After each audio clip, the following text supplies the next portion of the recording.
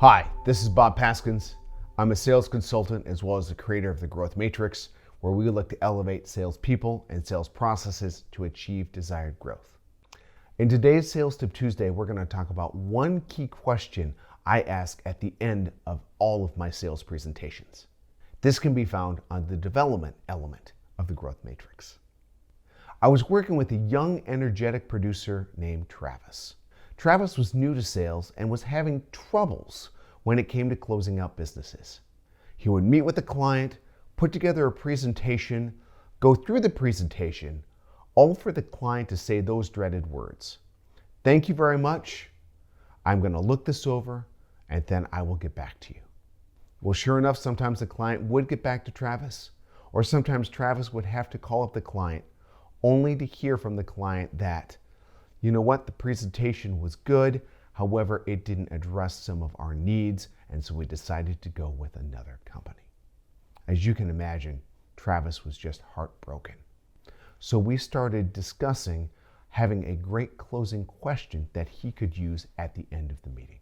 The closing question is this: before I leave, is there anything I can clarify about our product or services which would prevent you from hiring me? By asking this question, you gain a lot from either one of the outcomes.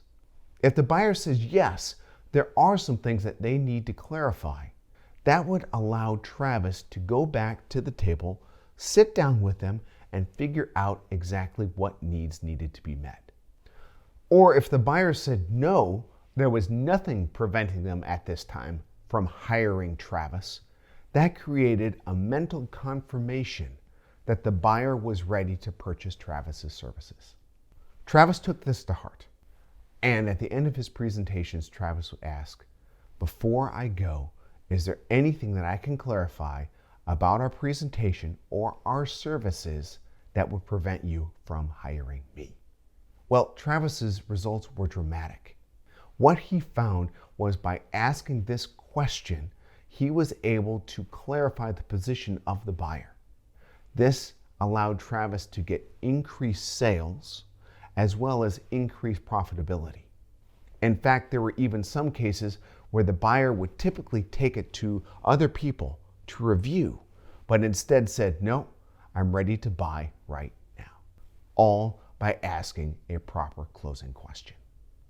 So if you would like me to come out and talk to your companies about closing questions, or to train your sales staff on great closing questions to ask at the end of meetings, feel free to reach out to me at my website at bobpaskins.com.